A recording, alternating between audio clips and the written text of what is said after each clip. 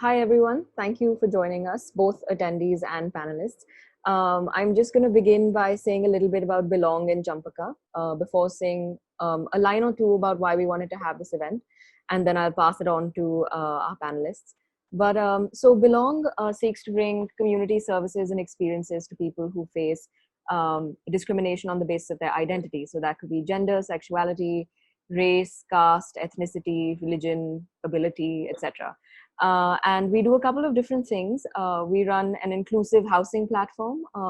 We run a research collective, a mental health collective, as well as the book club and library, which is what you're here for today. And what the book club and library aims to do is, as of now, because we are trying to make the best of the situation, we're trying to host as many authors far and wide who are writing on themes of identity and diversity, and bringing those conversations to you so that we can continue to have them even while we're away from each other. So that's all about Belongg. And on Champaca's front, so Champaca is an independent bookstore, a children's library, and a cafe located in Bangalore.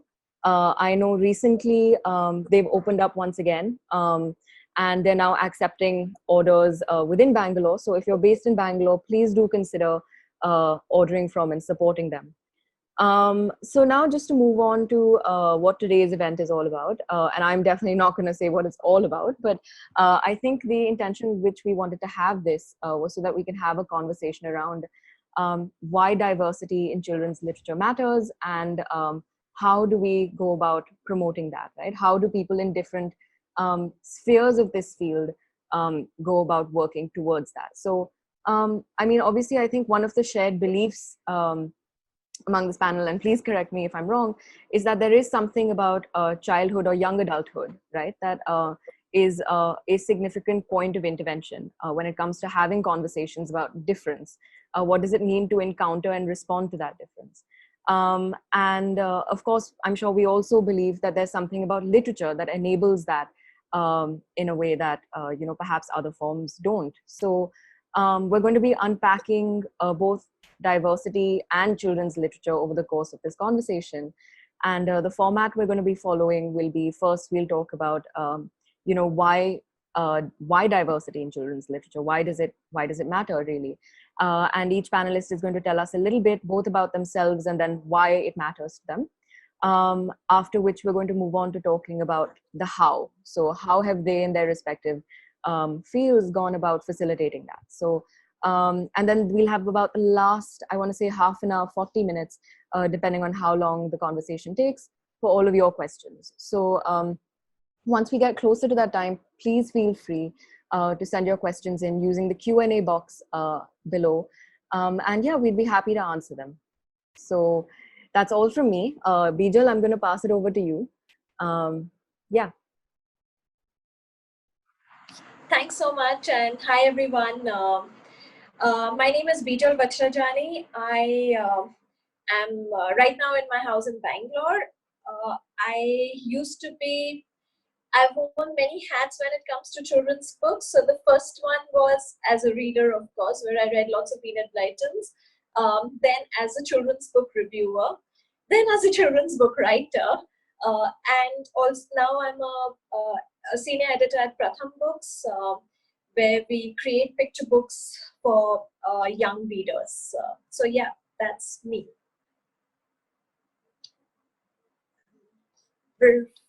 So we're just going to do introductions first. So there's also, along with me, there is, I'm a big fan of everyone on this panel. So there's Nina. Nina, you want to just introduce yourself first?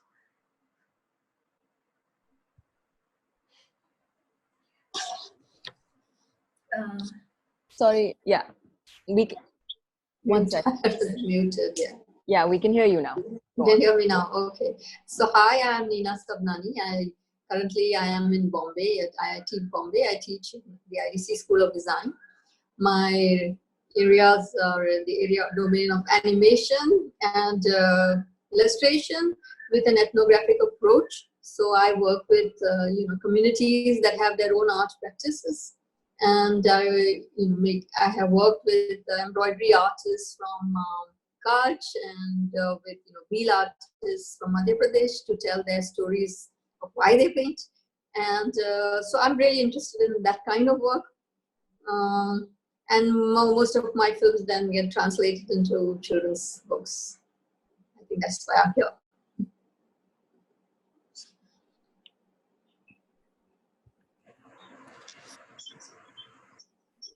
Then there's Siddharth.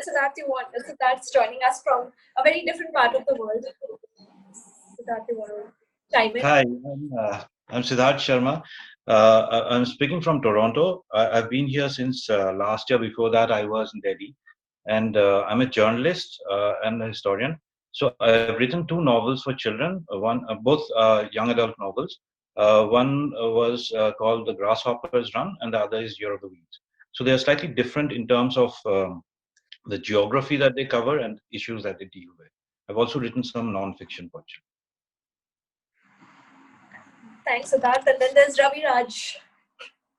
Thank you, Bijal, and thank you, Team Belongg and Champaca, for having me here.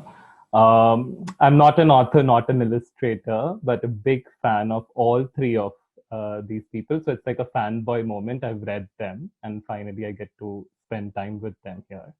I'm an occupational therapist and a library educator. I work with children who have disabilities or mental health distress and their families, and adults and communities. To co-create spaces that nurture emotional sense of being in this world.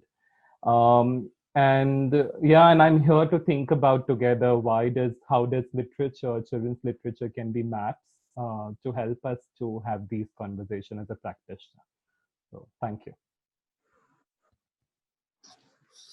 Thanks, Raviraj. So I'm going to start off just by saying that I think when Champaka and the Belongg team asked me to be part of this panel, it was something that we've been working on as a team at Pratham Books. When I was a children's book reviewer at Time Out Mumbai, I used to get a lot of books at my desk, and there used to be a range of books from different publishers across India and the world. And first, I was just blown by the kind of books that were being made for children. And then I slowly started to realize that a lot of them would be the epics, and then Hindu folk tales. And it made me start questioning as to where are the other books. And my late partner, I remember, told me something that you grew up with stories that I could never find myself in. And I think that's perhaps something very important when we are looking especially at children's books as to who are we representing, who are we talking about. Last year, I was in Varda, and I had taken a bunch of our Pratham books there. And I got this book called The Seed Savers. And it's about the seed bank on Odisha, and it's about cotton farmers. And as I was chatting with the students there, one of the kids got up and said, I didn't know they wrote books about us. And I was like, I didn't understand, explain again. And he said, no, my parents are father and mother cotton farmers. And you've written a book about them, and it's set in this district in Odisha. And he said, my district's right next to it. And I didn't really know what to say at that point, but it just made me realize that there are such few books that actually represent all of India, because often books do become homogeneous. And I think what's great is that it's changing. We are seeing a lot of publishers actively commissioning more own voices. There are fantastic publishers like Adivani and Zuban who are actually actively going out there seeking new voices. So I think that slowly things are changing, but and more and more publishers are getting onto own voices. So for me, that's perhaps one of the most interesting things. And later I'll talk a little bit more about how we commission our picture books at Pratham Books. Thanks so much, Bijal. Maybe now we can move on to Ravi, because I know some of what he wanted to say speaks really well to what you've just said. So Ravi? Yeah, I think what Bijal was saying resonates so strongly with the work I do about who gets to be represented and what identities get to be represented in the books is an issue of power and the politics of power. And the children and families and communities I work with are often coming to me when there's a problem in their life. And often, what we think about problems is that these problems are not rooted in people's brains and their bodies, but rooted in systems of power, that subjugates their experiences. They're subjugated because there are stories about their lives that have never been told or never been documented. And books are one of those places where these stories get documented. Books are like carriers of stories. And what if we had to sort of talk about stories that are never spoken about or subjugated because there are one way of telling a story about some group of people? Like Mala's Silver Anklet, a book that I love and adore so much. And I use that to work with children very often, and especially young people who are told to, who have behavior issues, and told to be in a certain way. And when you show that book to them, it's a story of a little girl, Mala, who loves to scare people by making loud, scary noises. And everybody tells her not to do that. And then her mother buys her a silver anklet. And she thinks it's a gift for her. So she wears it and then starts running around the house to scare people. And as she starts doing that, everybody notices Mala is coming and nobody's getting scared.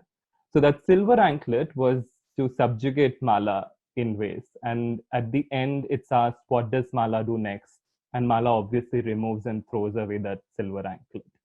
And I love that story because whenever I read it to young people, they talk about how what they want to be and how they are being subjugated by people in power to tell them they should be only this way and that way. Or Gutli Has Wings, which talks about a young person who's given a gender which they don't identify with and want to be somebody else. These stories that we tell have real effects on people's bodies. They have real effects on their identities and shaping of who they are becoming. And the books that we show them shapes who they are becoming. So if we show them diverse books, they can actually help them to become what they prefer to be, and also show them there is so many more ways they can be in this world. Like diverse books can be like maps to come out of these structured norms that we are told to be in this world. I wonder if young children, when they're little, they get to read a book like Gutli Has Wings, they will know that they don't have to identify with one gender only. They have so much more to know about life. So for me, books have always been a way to sort of figure out, to respond to tough problems in people's lives. There is a book called, like book on mental health issues are never sort of made into mainstream system, but there are books like there's a book that Pratham came up, Where Is Bhaiya's Smile Gone? And it's such a beautiful book that talks about a young person who's experiencing something dark, something that's not letting him be happy anymore. And when you show that to another young person, they know that it's okay to be this way. And it also helps caregivers to know how they can be with another young person rather than calling it a behavior issue or, just some random thing that children are doing. So books are a way to come out of serious problems or respond to serious problems, especially the ones that speak about diversity. But also that we can imagine a just world with diverse books someday. So that's what diversity means for me in books. Thank you. Thanks so much, Ravi. Let's move on to Nina. Yeah, I think to be diverse is to to recognize everyone. Is to not have diversity is to exclude people. And exclusion is almost like becoming invisible. It's like we don't exist, So this is what my experience has been, in working with the marginalized people, and having to retell their stories. They're amazed that they're so happy that somebody could hear them, that they are finally being heard. And I think just the way the marginalized feel that way, I think children equally feel that way. If their realities, their ways of being are not represented. So I think representation to me is key to in today's context, because there is so much of not marginalization, but kind of making some things invisible, or giving too much importance to one, and like creating problems for the other. So I think representation of what we represent and how we represent, whether it is through illustration, in terms of how do you represent what is normative, like you think this is normal. Like a family, we represent a family. In an illustrated book, sometimes we see, more often than not, is whenever somebody says family, then there is a father, a mother, child, or children, and pets and stuff like that. But there are so many families that are not like that, and they if they are not represented in any sense, it obviously makes a child feel that, or say how a house is represented. So the way a house is represented is, again, it seems like, oh, every house should be like this. What if I live on the street? So that's never. So there are lots of things that are sanitized sometimes, in children's literature. Issues like death. Death is something like, oh no, let's not show death, in these stories. Let's not show a dead baby, at least. Let's not show dead bodies. We can maybe say somebody's orphan, but let's not, show. So I think what Ravi said, that stories are what makes you strong. Stories are what give you a sense of, because children don't always understand abstract thought, but they understand abstract thought through stories. And it is through stories, that either you are maintaining a status quo, or you are actually questioning something, or making them imagine things, and making them learn about the world. And by learning about the world, you actually learn about yourself. So in a way, that is so important in how we represent, and what we represent. In fact, what we don't speak about is as problematic as speaking about something in a strange way. Thank you, Nina. Okay, let's move on to Siddharth.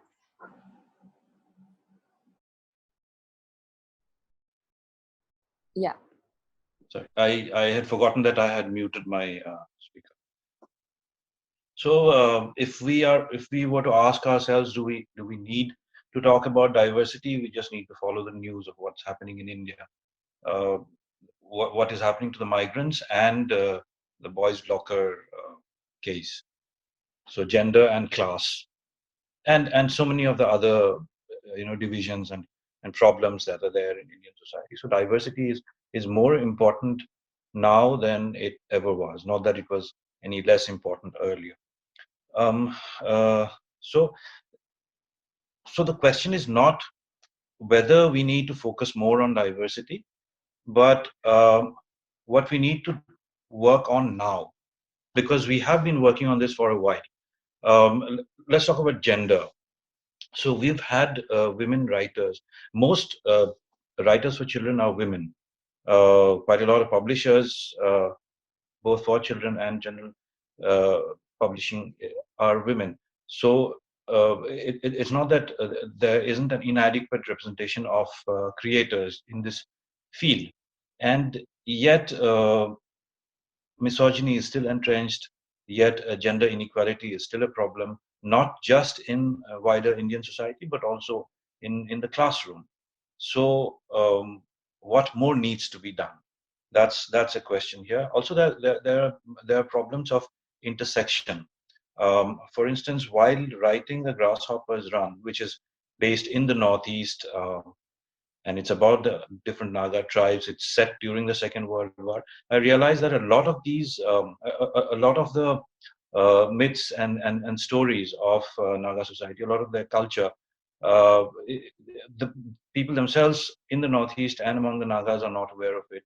So I had to introduce a lot of it to the people in the region as well as to the rest of the world. So introduction becomes a problem when you're talking about region and ethnicity. Then Year of the Weeds is a slightly different story. It's a political story and it's set in contemporary times. So I had to focus more on the lived experience of this. It's set in Western Orissa. So I had to talk about the lived experience of people in rural communities, marginalized communities, and the problems that they face at the hands of the government.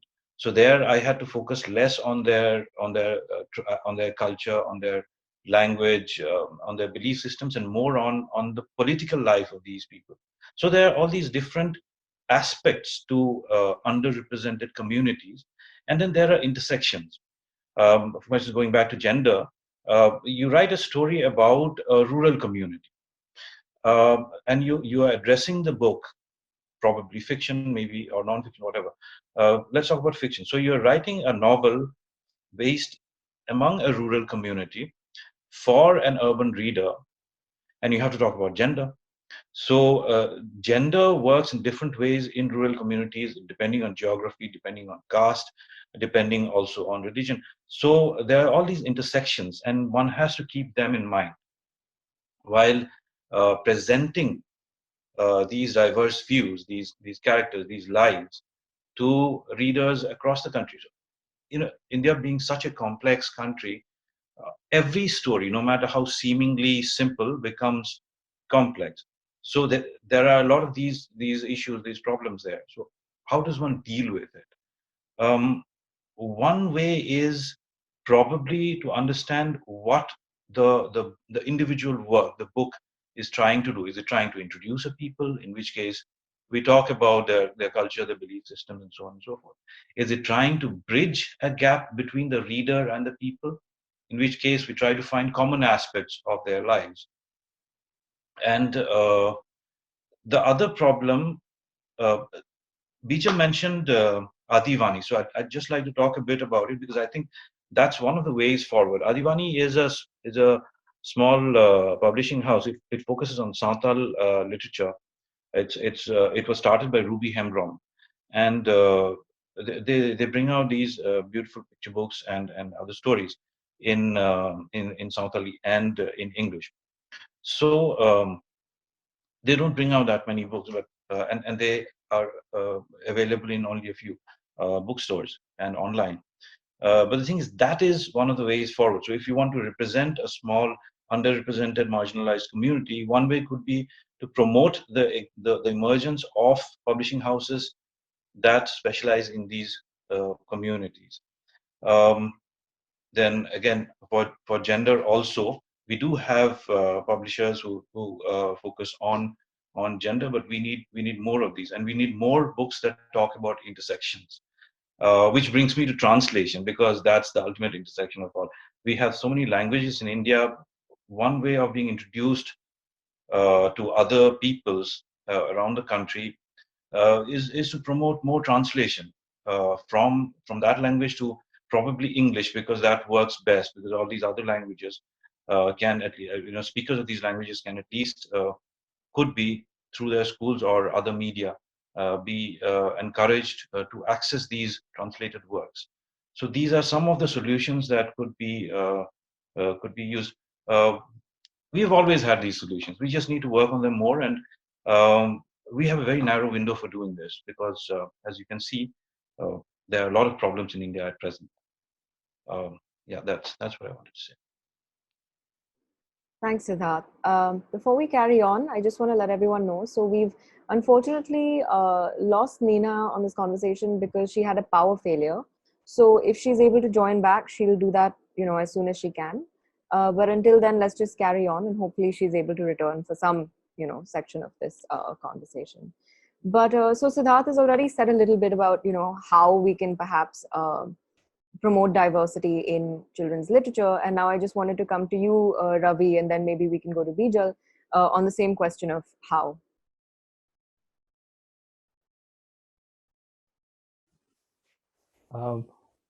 Bijal, sorry, is Bijal there? Yeah, I think she is. I am here. Yeah. Hello. Yeah. So yeah. Sorry, say. No, I was just going to say, Ravi, if you want to go first, and then we can go to Bijal. Yeah. How do we? I think one of the things that we often speak about in the space I work with is that how do we listen to those in the marginalized communities or the people we work with, in a way that we're also aware of our own privileged positions that we are coming from.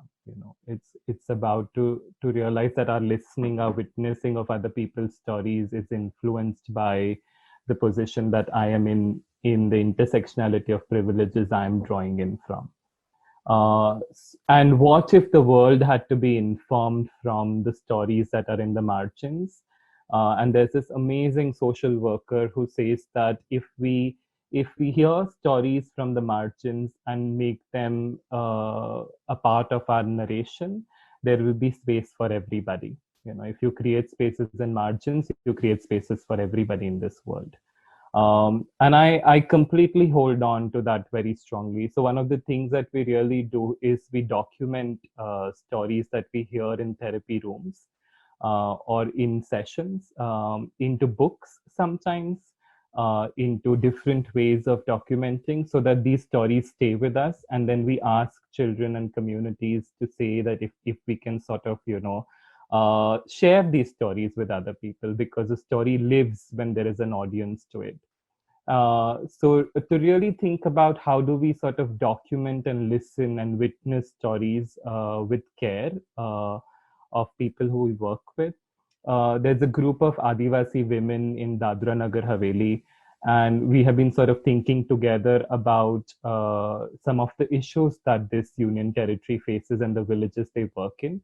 And they are community health workers thinking about the health of their village and the community of their village. And one of the things that we started as a project was to tell stories of their relationship with land. What is the relationship Adivasi people have with land? And to acknowledge that I'm not an Adivasi person. I'm privileged in so many ways, and that I do not have a role to play there to tell their stories ever, but to sit with them as facilitators in this process to think about this together. And as we started thinking about it, we realized they tell their stories with songs. And so we started sort of having larger conversation. We went from village to village, and they all sang songs. In one village, there were 100 people from 4 generations, and each generation sang their own song of what land means to them. And we documented them in large paintings. And then we invited some of the people to write little books out of it, little stories of, what land means to them. Or even as we're talking about mental health with them, a lot of children are making their own books of what worry looks like to them. And it really is about how do we sort of listen to people on the margins and be aware of our own privileges and know that they have an agency to tell their own stories. Yeah. Thanks, Ravi. Yeah, Bijal? Ravi, I am making copious notes, and you and I are going to have a conversation after this. So, just letting you know. Yeah, I think what Ravi said is something that even we're very well aware of as editors. That yes, also bridged back. All we can do right now is be the facilitator, be the conduit, give a platform to tell stories, to publish stories in as many languages as possible.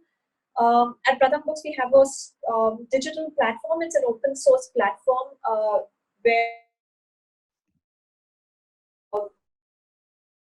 humans, and enables educators and librarians across to take these books and translate them into mother tongue. We've got something like 238 languages which are indigenous, which are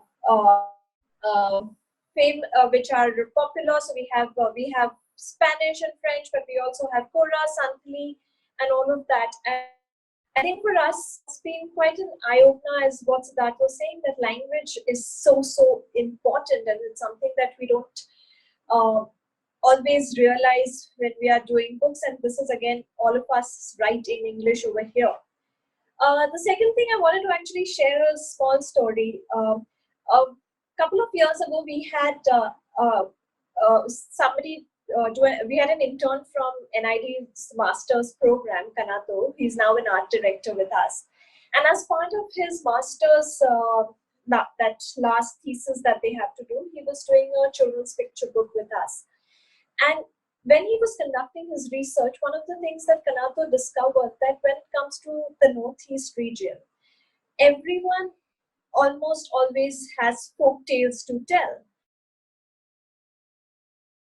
And it got us thinking about why do we constantly take these stories and box them into folk tales, or as Siddhartha told me in an interview, into stories of conflicts that they have seen. Why are they not about the everyday, which is what other children's books set in other regions are about? And it actually was quite a bit of a shock for us, and we've decided that over the next few years we have been creating children books written by written about the Northeast, but in temporary story. This was thesis, it's called SIP, and it's about a pair. Hi, Bijal, you're breaking. Alone at home. And what are the few things that I'm breaking up? Yeah, you're breaking up a little bit. Better? You can try, but in case the video or something gets hung, you can switch the video off and just use the audio. That usually helps. Sure. Is this better now? Yeah, just keep talking. I'll tell you if it isn't. Okay. So, yeah, so this was, and it's a very cute wordless book. So we are making attempts to, we've done workshops in Assam, for instance. We've reached out to the artist community there, the writers community there, to make sure that we now have children's books from the Northeast region, which are not just folk tales. They're everyday stories, which the children who just happen to be from different parts of India. And I think that for us, that's really crucial as to many points, as to one, who's writing the story, who's illustrating this book, and what kind of stories are being told. Because it's more than just sticking to this, diverse characters in a book. It's this whole complete picture that we need to start asking. And so, yeah, slowly attempting to do that. Okay, Bijal seems to have frozen, but I think you're done, right? Yes. Okay. Okay. Cool. Thank you for that, Bijal. So we've managed to get Nina back. So Nina, we've now moved through everyone and discussed the question of how do we perhaps bring about integrating diversity, or not integrating, but representing diversity in children's literature. And so now we just want to come to you before we open it up for questions. And everybody, please feel free to send in questions using the Q&A box at the bottom of your screens. So Nina?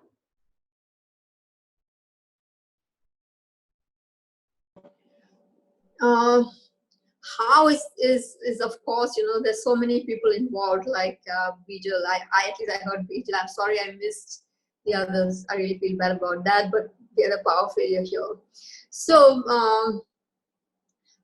yes, it's the kind of stories that I commission, the kind of illustrate, the kind of books that are published also, and then the kind of books that librarians buy, the kind of books that parents buy, because it's not, even if a publisher was to address all these issues and not just do this tick boxing, like Bijal said, that it's not like put all diverse people. It's you can tell a story from one particular place, but it speaks from the heart, and it speaks to everyone.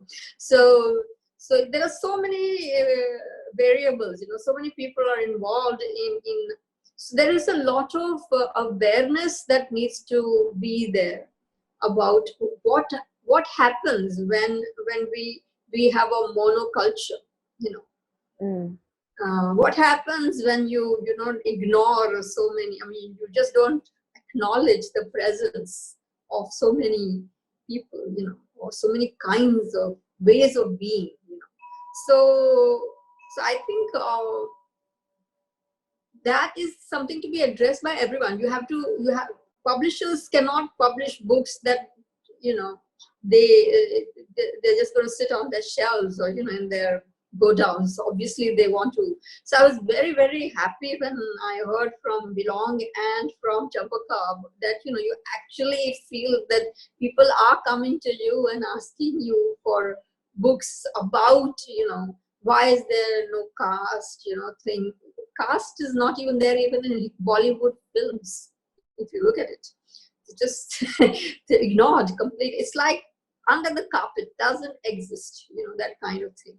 So it is, there's awareness, and I think it's good to begin with children, because that's where they are least prejudiced about so many things. In fact, the prejudices are inculcated through the kind of narratives that are told to them. So I think it's a thing for everybody. It's not, we shouldn't leave it at a publisher's door. We should not only leave it at the author's door. It's everybody who's got to wake up to this and say, what is going to be lost? Whole amount, so much is going to be lost. Yeah. Thank you for this. And I think the questions that we're getting also reflect that people are invested in thinking about how people who are not publishers and authors themselves can perhaps do more. Ashami says, such relevant and increasingly important topics to introduce to children's storytelling and narratives. Super grateful for this. Thank you. Thank you, Ashami. So maybe I can read out the first question that we received, and we can sort of maybe go around discussing that. So this question is from Parisian Unicorn. How do you plan to educate parents about this diversity? Because unless we modify their thinking, the acceptance of diversity seems to be far away. So maybe on this subject, we can begin with Ravi, because Ravi, I know you work with families, and then maybe we can just go around and get everyone's thoughts.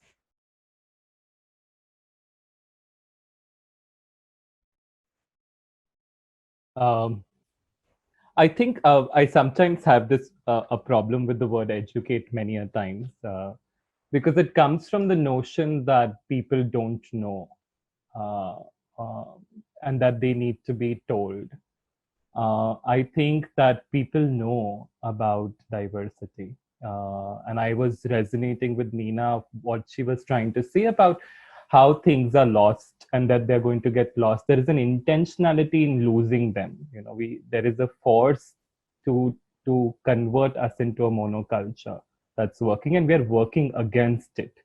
So that parents know about diversity. Each one of us knows and has experienced it in our own lives somewhere or the other. We need to start from that point. To start from a place of dignity, where parents have felt that they needed diversity in their life. Somewhere in their stories, it is there. And when you start from that point where you invite them that why they need diversity from their own lives, you start to have a conversation rather than try to educate them. And then you invite them to think about all the other things that can be possible. Like parents who are I work with young teenagers who are discovering sexuality, in ways that is not narrated in any mainstream space. And even when it's narrated in such problematic ways that it's convincing parents that there is no other way to be, and if my child is the other way of, is lesbian or is gay or is queer, then there will be so many problems in their life. But when you invite them to read stories of books that tell other kinds of stories, or cinema that tells other kinds of stories of queer people, parents start noticing that. So I feel that instead of educating to think about, to start from a point where they know of something about what diversity means, and then to start from that point onwards. Yeah. Do any of our other panelists have any thoughts on this? Bijal? Yeah, I actually, I do think I agree with Raviraj completely that I think, I'm sorry, but today there's no, everyone has access to information, and and what Nina said, it just cannot be on the publishers and the authors to educate. That's to schools. It's down who it comes down to journalists also to be able to talk about this and not constantly be like, but how? Like, I have heard instances of parents not picking up a book because it had a differently able protagonist on the cover, saying, but my child is able and does not need to read that. That is just unacceptable at this point, at any point. And I have been asked why. I have a character who's an Ambedkarite in one of my books, and I was asked by a journalist, don't you think children don't need to learn about caste? And I was like, I don't want to even answer that sort of a question, because I think that's not a question that should even be posed, because these are very, very important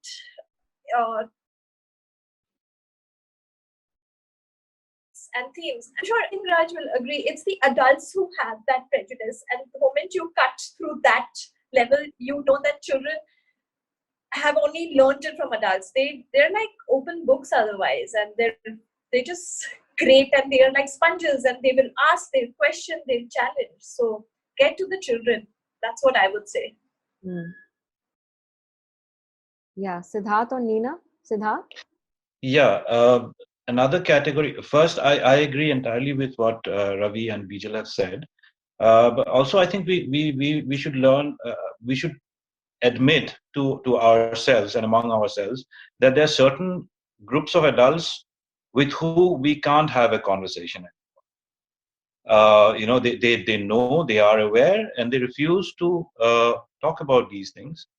And there's nothing that we can do about it. There's nothing that their children can do about it. We just can't have a conversation with them. Once we acknowledge this, we will probably not be as disappointed as, at least as I feel today. The second thing is another category of adults that we need to engage with more, that we have been engaging with, are the gatekeepers at various educational institutions, because a lot of them are responsible for filtering the kind of material that reaches the children, and that goes back to the parents.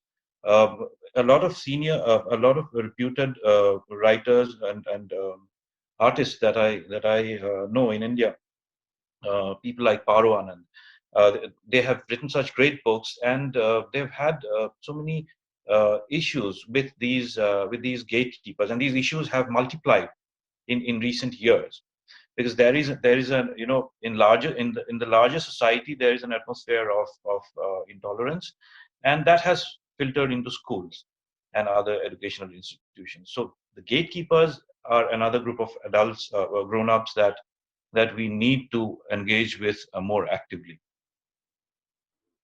Yeah. Thanks, Siddharth. Nina, any thoughts you'd like to add? Maybe one. We all agreed that, okay, adults are, pointless. Some adults are pointless to, convince or, do anything with. Okay. But, what is what is nice to know, I mean, it's, we all know this also, is that a lot of parents learn from their children. So if the children were to, you know, get access, now the thing is about access, you know, how do they get access to this? Because if there are gatekeepers and if there are, you know, parents, or we're not going to get those kind of books, we have to look at other avenues, you know, where there is more freedom to, so whether it is online, you know, whether it's available as you know, something that you can watch on your iPad, for instance, which is where a person has a little bit more freedom, at least those who have access to this technology. I wouldn't say everybody has this. That's another problem. So it is a can of worms, really. But at least, you know, there are some avenues where, you know, these things become available to, you know, where they will have some access to things on their own without the parents or the gatekeepers, you know, not allowing them to access such literature. Mm-hmm. Yeah, and I think all of you in different ways anticipated our next set of questions, which were about, you know, if parents are not ready to invest in such books, how does one create that space? While children might be least prejudiced, their access to it is dependent on their parents. Then how do we encourage parents, right? And I think you all have answered that in different ways. But there's another question. Manjari, can I say, add something quickly? Yeah, definitely. I think that we all are also coming from this space where we are saying that we don't want to lose our hopes from adults. You know, we will say this in mild frustration and irritation that there is a loss, but we do not want to lose hope because we are the ones who are in position of powers and influencing a lot of spaces. And like I do most of my workshops with adults, and I wonder why, because I feel that when you change one adult's perception, you change so many children's lives. Like me and my friend Amrita are just running a workshop on weekend called The Bookish Love, and it's all about how to use books to talk about socio-emotional learning. But we don't do that workshop as in that we are teaching them how to do this to other kids, but we are doing that for them, for adults, because as adults, when they were children, they didn't have these spaces to reflect, you know, and to think about. So how can we create these spaces for adults today? And obviously, sometimes it gets to this point where you think, what's the point? But then there are all those other adults who show you that there is a point. Like, I think I was that adult few years back who got shifted and changed in believing that there is so much more. So I think if we create these similar spaces for adults too, there is so much more possible for them. Yeah. So I just want to add one thing, Manjari, is that to what Raviraj is saying, that maybe celebrate the adults who champion this. So like Nina was saying that, or rather Siddhartha was saying, Adivani's books are not available in most bookstores. But we should celebrate the independent bookstores that actually champion these literature. So like there's Kahani Tree, there's Lightroom, there's Trilogy, all of these go out of their way to make sure they curate a good collection, but also recommend and talk to the other adults. So I think another is to figure out a network of these adults we all love and champion this literature. Yeah. Thank you both. Yeah, so we have another question from Neerath, which is slightly different. So this question says, adults and children have very different processes through which they discover new books to read and different levels of agency to get access to these books. So what can be done to make such books more discoverable for children, so easier to access for children themselves, as opposed to perhaps having to go through adult influence? Any thoughts on that? Say that again. Yeah, so the question is basically about because adults and children, yeah, the question is just that because adults and children have different levels of access and different ways in which they how can we perhaps make these books more directly discoverable for children themselves? Are there ways in which we may not have to rely on adult influence? Libraries, for instance, I mean, public libraries, or like the library Ravi is running. I mean, where it's not just a question of just having access to books and you can read what you want, but also activities happening within those spaces, where they have a chance to interact with each other. I mean, we see this in Lit Fest, for instance. Workshops happen, and parents also come. We have workshops where children and parents together, do something together. So I think there have to be spaces where they interact without the power dynamics, without somebody like, okay, forever the adult is in charge, Though I don't know, these days a lot of children also are in charge. What, the parents, they direct their parents towards many things. So I wouldn't say that it's always the other way around, but where a space where like a library, I feel a public space or a neutral space where people have a chance to be themselves and not worry about that they are dependent on something for something. Yeah. Yeah, to add to what Nina has said about libraries, we could do with more exclusively children's libraries. I remember in my childhood in Guwahati, we had an exclusive children's library where adults were not allowed. So it creates a great sense of autonomy among children. And also, I've seen among rural and urban rural communities, you do have community libraries where children can access books.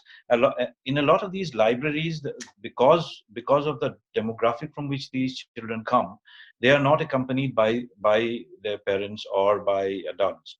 So again, there is that sense of autonomy. So if we have more library spaces outside schools as well, where children have a greater autonomy in accessing books, that might give them a more a wider field to look at.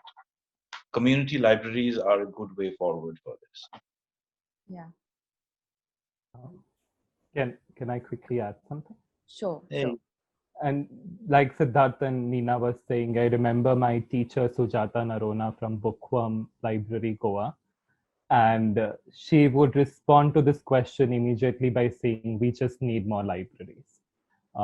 We need more libraries. We need good librarians, library educators who help children to develop that sense of browsing and agency to browse through books and to choose. And it's a skill that can be developed in children. And that our government really needs to focus on funding libraries, because the budget for libraries is so small. When I was doing the course, I had no realization of what the budget was like, and it's such a small budget, and not everybody can access books or buy books, but we need these spaces where children can access books. And there are also some amazing models, like Siddharth was saying, of community libraries that run in different spaces. Like there's one that was running in Bombay. I forgot their name. Run by Sangharsh. I forgot the name. But a library run by these amazing people. Bilkis is one of the library educators who was running it, and was making books accessible for children who you couldn't imagine to be readers, who are dismissed as they cannot be readers ever. So I think that we need more libraries, we need more money to build these libraries. Yeah. Bijal, did you have something to add? Just two things. Just echoing what everyone is saying. That one is the power of libraries, and especially community libraries, is just amazing.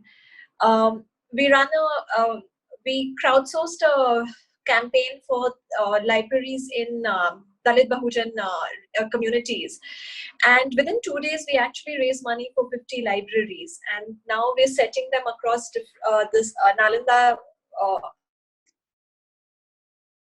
setting them across Buddha viharas.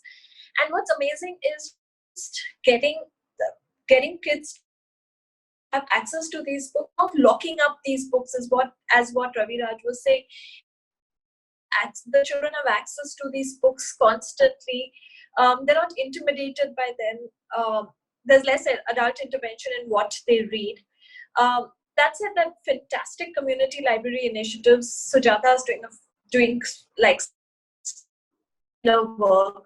Usha Mukunda, then Hoshi and the community library project. Right now, they've started an online library in the lockdown where they send audio stories which are read by their librarians along with the visuals as short YouTube videos to almost 4,000 subscribers. So which means that even if the children don't have access to books at their homes, they have access to stories at this time. So yeah, more power to librarians.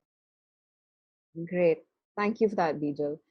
Before we move on, I just want to say, so because we've gotten a bunch of questions and we do want to try to answer all of them, I'm going to now need to stop accepting new questions. So I'm very sorry if you had a question and you weren't able to ask it, but I'm sure, you can contact any of them separately and they'd be happy to answer. However, we have gotten some comments from people regarding the things that you all were talking about. So Janvi says, as a children's book librarian and a mother of a 4-year-old, I can only say that you have to keep trying. Parents come from at least 20 to 25 years of conditioning, which is difficult to go past. But children's books are really helping people get past this barrier. The more the quantum of this pressure, the more impact it will have.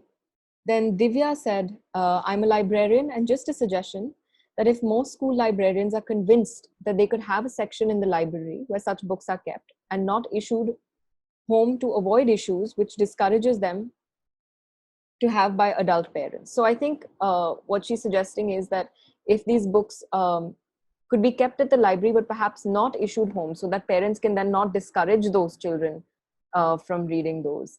And Sangeeta said, Buguri Library in Bangalore is one such library that is doing a fabulous job. So before I move on to the next questions, let me just see. Yeah, so our next question is from Mayank. And he says, what are your views on leveraging formal education systems, specifically public schools, given that this is so important and ignored? So perhaps are there ways in which we could include diverse books in school curriculums, and what is maybe the scope of that? So if any of you know about that or would like to say something on that. So at Pratham Books, we do work very closely with government schools, and most of our books do go to government schools. And we find that we actually have this library classroom pack. It's a 5,000 rupees kit, and it's like a portfolio bag, which is something like 90 to 100 books of ours. And you can crowdsource it, crowdfund it also to get a library to yourself, but also a lot of government, state governments and all buy this. And what we realize is that if we make sure that the diversity of the books is there in the pack, in terms of languages, in terms of the kind of books, in terms of themes, they get to the children. And then the children read it. So I think one is to make sure that there's enough access to this kind of books. Perhaps that's the most important at this point of time. And I do know that funding is difficult, and which is why I can see there's a question, so I'm just going to answer that. There's a website called Donate a Book, in which you can actually put up a campaign and crowdfund to get a library to your government school or to your community library and so on.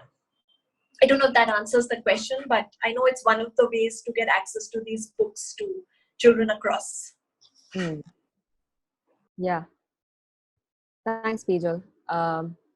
If nobody has anything to add to that, we can move on. But if you do, you can just unmute yourself and I'll be able to call on. Okay, so let's maybe move on to the next question. This question says, how do diversity and inclusion narratives need to be tackled differently for children and young adults at different ages? And what is the relative role of fiction and non-fiction writing in these?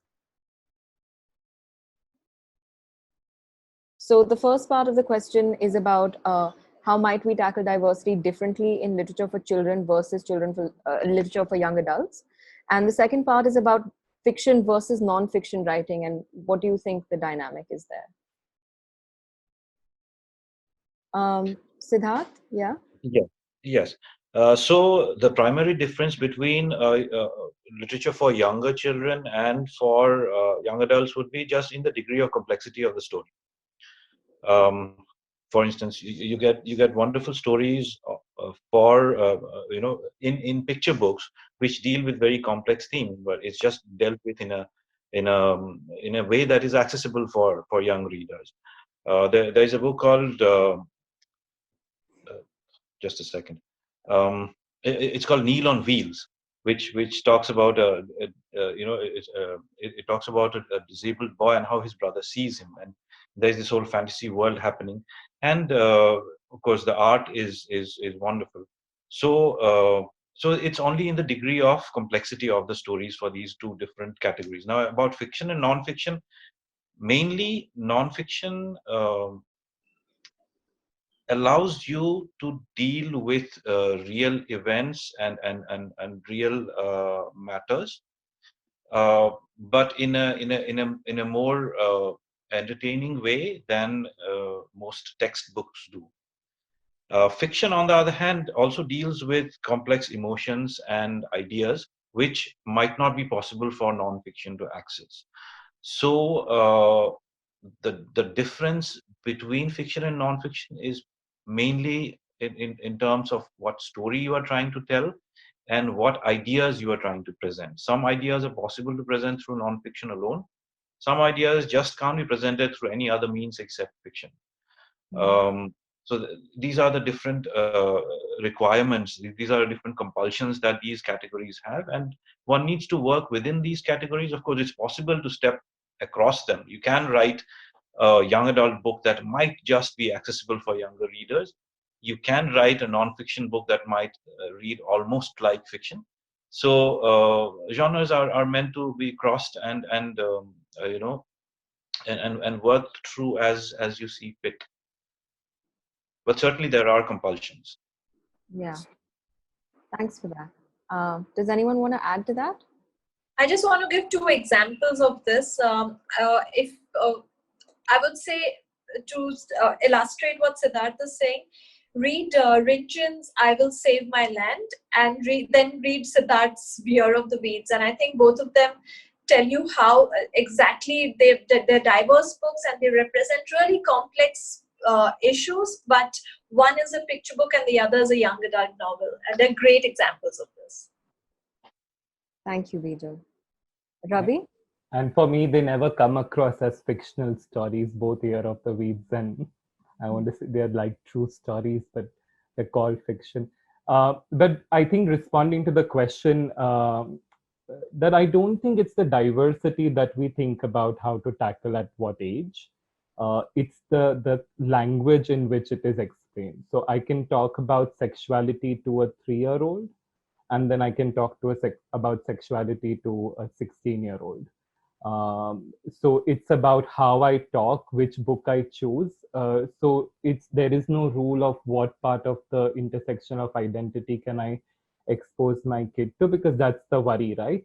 If I tell my 3-year-old about queer being in this world, or about disabled children in this world, or about caste, they will start doing it, and I feel that's an idea that needs to be dealt with, that children already know all of this.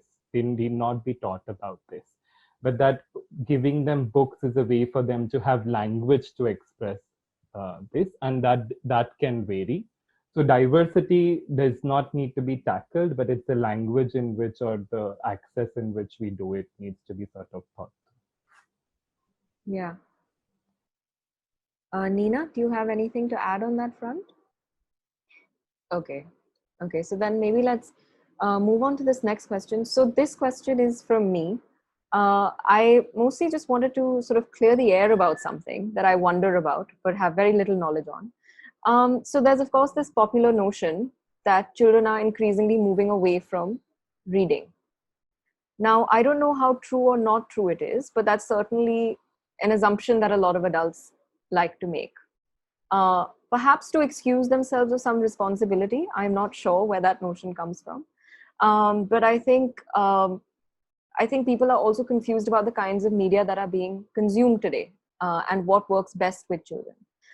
So what has been your sense of children's reading habits today, and have they changed over time really like people say they have, or is that a misconception? I'd like to answer the first part of what you said as a historian. So, this idea that people do not read much today, or children do not read much today, is not new. It's always been there ever since we've had scripts, ever since we've had the written language. There has been this fear among those who earn their living through reading and writing that most people do not read. Historically, this has been true. Historically, levels of literacy have been abysmally low till the beginning of the 20th century, and in India, till the middle of the 20th century afterwards. Historically, most people have not read. They have, the oral tradition has mattered more to them, because reading implies literacy, implies putting in a certain amount of time learning the letters, how words work, how ideas work, uh, all of which most of humankind has not had. So we are actually living in the most literate period of human civilization. uh, in the last 20 years, for instance, more humans have been using the written word than at any period previously, mainly through social media, because now anybody, texting and things like that. Just imagine how people used to communicate before that. So there has been a democratization of the written word. Does not necessarily mean that the quality of this written word has increased, but certainly there has been a democratization. So the idea that children are reading less now is not a new fear. It is certainly a genuine fear. So there is a lot of written material, but when people say children are not reading, they mean children are not reading books. And that is true. There will always be, no matter how much written material you have available, there will always be a small section who will read, and a larger section who will probably access visual images or oral tradition, or who would generally not be interested in the written word. That's not something that one needs to fear. The main concern that we should have as writers, as educators, or even as parents, is what sort of ideas the children are getting. Doesn't matter from where they're getting it. The point is ideas. So although I write books and things like that, I don't really mind if people do not read, so long as they're getting access to ideas. But yeah, to promote this to promote the reading habit, that again is a continuing conversation. And schools, libraries, families, everybody comes into the picture. Right. Thank you, Siddharth. Nina, Ravi, anybody who'd like to weigh in? Bijal? So whenever an adult parent asks me this question, or a teacher, always turn back and say, "Do you read?" And a lot of time they say, "Arey, where is the time? So much to do, all of that. I used to read, and I always mean to read." And then you're just like, if you're not going to read, don't expect your child to read. There's this fantastic book, and there's also a poster which, if you just Google, it's called Rights of a Reader. And it's by Daniel Penyak and illustrated by Quentin Blake. And it's basically tells you that every reader has the right to not finish a book, to choose their own book, and so on. So there are tips and tricks that you can use, of course, but one of the most important things is read yourself. Believe this book for everyone, and if the child doesn't like one, they've just not found the book that they really like. Right. Thanks. Anybody else? Any thoughts on that? Okay, I'm happy to move on to the next set of questions then. So both Kruti and Shantanu had sort of similar-ish questions. So Kruti says, realistically speaking, what we read is very heavily dependent on what is published, and what is published, especially mainstream publishing, is dependent on what sells, right? So how does one manipulate that barrier? And similarly, Shantanu says, books being done by people like Pratham, Tulika, and others are commendable. The question is, how do you make something like this more common among young children? How do you make this sort of literature cool? Is how he put it. So, do people have any thoughts on that?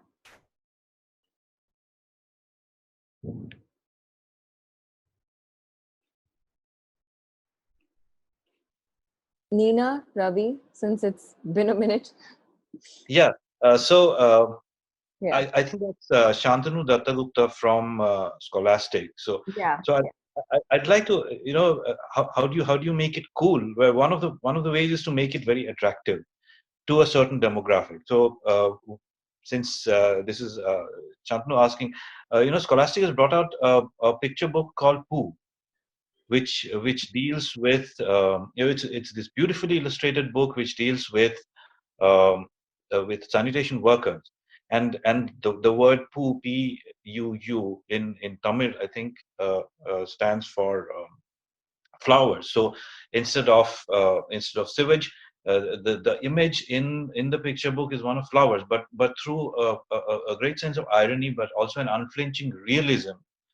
Uh, you present complex and timely ideas to picture book readers, and it's beautiful, it's accessible, it's very attractive. The kind of feedback that I have got from readers from young children who read it shows how it can be done. So it's also about which demographic you're targeting and how, and if you can speak to them in the language that they respond to. Hmm. A lot of it also depends. I guess workshops play a major role in this.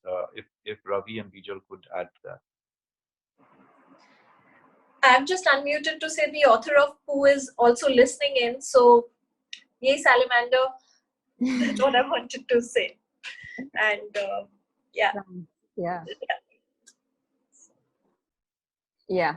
Any more thoughts on this question? Nina, do you want to say something?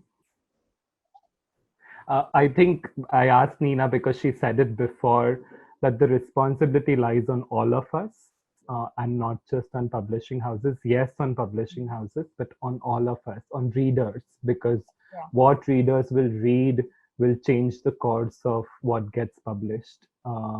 And there are some amazing people like, Lightroom and Kahani Tree, the two children's bookstore I know of.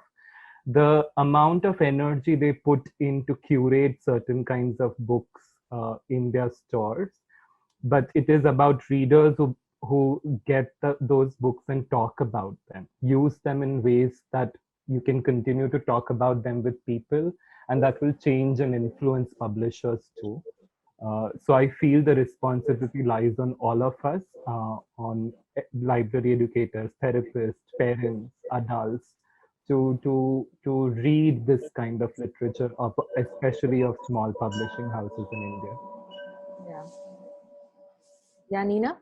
Yeah, I think we have to, shout out to all these Indian publishers, who have taken such risks, high risks to actually get books about Indians, about India, and the things that you can say, oh, this story is about me, or it is acknowledging my existence. I think a lot of these publishers are doing it. I mean, when I was growing up as a kid, I didn't have access to any books published by Indian publishers. It was always is some fairy tale in which I could never recognize myself or my family or anything in it, and nor did it address issues that I was grappling with growing up. So I think I think there is much more literature today than there was. I agree with Siddharth also, that there is a lot more. And look at Pratham, they publish like crazy amount of books in a month. I think, how many do you do? I think 20 or something. It's like out there, getting, and they're doing this story weaver. I love it because it makes it so accessible. So if if people were to reach out to all of these, there would, publishers would of course do. I mean, I think they already put themselves at, even in these lockdown times, there are publishers who are actually trying to figure out, like, how do we reach children, shall we go online, do we do this, do we do that? So I think I mean, there'll always be people who like to read, and there's some people who like, to hear stories. So there are audible stories, I mean, there is literature in all kinds of ways, whether it's oral, whether it's, visual, or it is, animated. But it is, I wouldn't say that unless you hold a book, you're not reading. You are learning about the world in some way or the other. Yeah. And so, I mean, our next question, which Sunil asked quite a while ago, was about whether there is a dearth of diverse content for children. But as we've seen over the course of this conversation, there have been many shout outs, so many different publishers who are trying to bring about this change, as well as libraries and educators. So I think let's move to our last question. And I think maybe this is a good question to end with. Roshni asked, sometimes we tend to take literacy for granted and assume that everyone has access to education and the ability to read. So what do we do about those sections of society that may not be literate, that may be illiterate? So I think one of the things is one should definitely look at read aloud, these audible books, because then reading is a barrier for some people. It is, and then having somebody else read it out to you is good, but it's still, you're dependent on, you don't have that kind of autonomy. Whereas if you can hear radio, I think community radio should be also, could consider things like this as well, because the community radio is in some places, and people, it's more adult oriented, but it could also address children themselves could speak. One child could read aloud a story to another child, or something. I don't know. Yeah. Any more thoughts? Also, yes, if I may, also storytellers. We've got some excellent storytellers in here, and the work that they are doing is phenomenal. I've attended some of these sessions over the years, and you can see the energy that build up, the kind of attraction that children have to storytelling.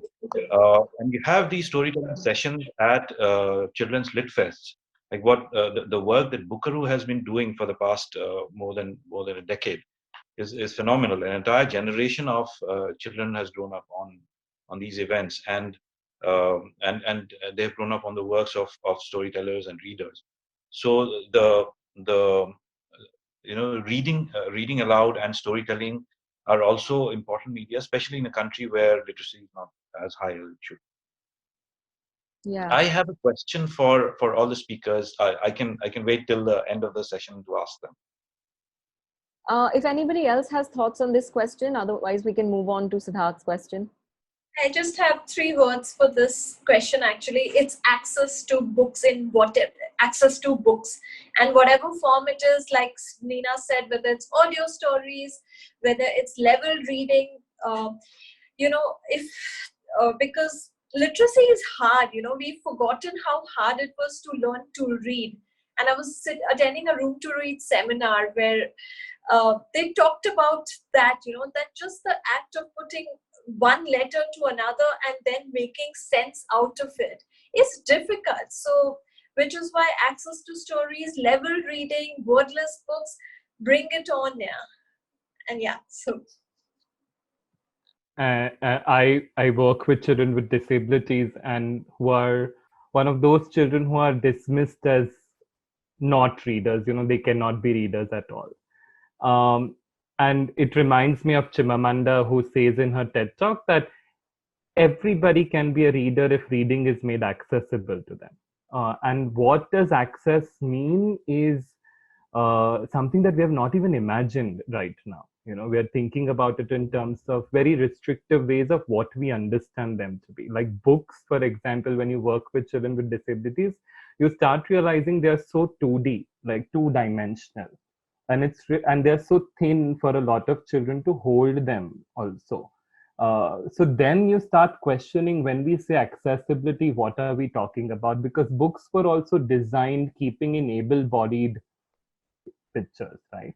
Like I think about Nina's book, which is one of my favorites, Stitching Stories, and that she turned it into a movie.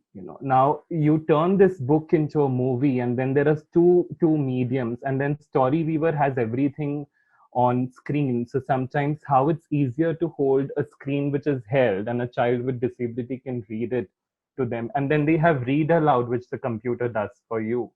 So it helps children with auditory processing difficulties to process the language slowly, and it gives you control to turn the page.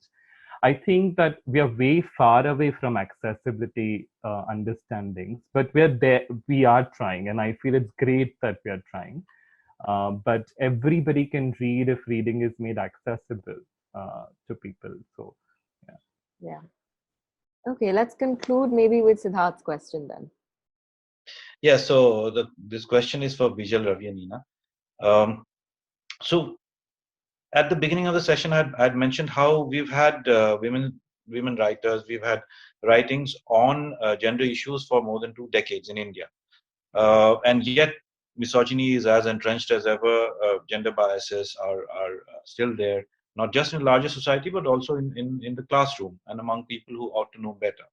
Now we live in a time where bigotry and all the differences are more pronounced than ever, at home, in the classroom, in public spaces, almost everywhere. There is no space in India that is free from bigotry, from hatred, from discrimination, and it seems to be getting worse. Now, of course, we can assume, we would be correct in assuming that children will be influenced by it. An entire generation of children will be brought up in and through hatred. So, considering all that, uh, how do you feel about the future? Of course, we are going to keep trying, but what do you think is in store for this generation of children? That's a really powerful question. Thank you. Okay, I'm going to try and answer this because it's a question I've been grappling with constantly. I've I'm a climate change student, so I know that this generation is going to be also inheriting an earth that is seeing already so many changes, and they're going to have to bear the brunt of it, and with no fault of theirs, with the fault of the grown-ups in that sense. Also, just as you said, it's hard, the political social climate we wake up every day to. How do you bring up children in this? And I find it, I mean, I don't have children, so, but I have a nephew. Want a kind, compassionate world for him. So I do struggle with this. I'm also a very cynical, very pessimistic person, and I know that with children's books there needs to be a lot more hope. So one of the things that I deal with it is by saying that I'm going to make books, and I've been given that books to be able to let people tell their stories. So I'm hoping that in the next couple of years, with my team and me, we'll be making stories that talk about democracy, that talk about value citizenship, talk about climate change, the center that the natural world brings. Because I don't know what else to do, and the only time I see a possibility of change sometimes is when I see a child with a book, and I'm like, that's where I can do something. And that's the only thing that sometimes keeps me sane in this. Thanks, Bijal. Who wants to answer that next?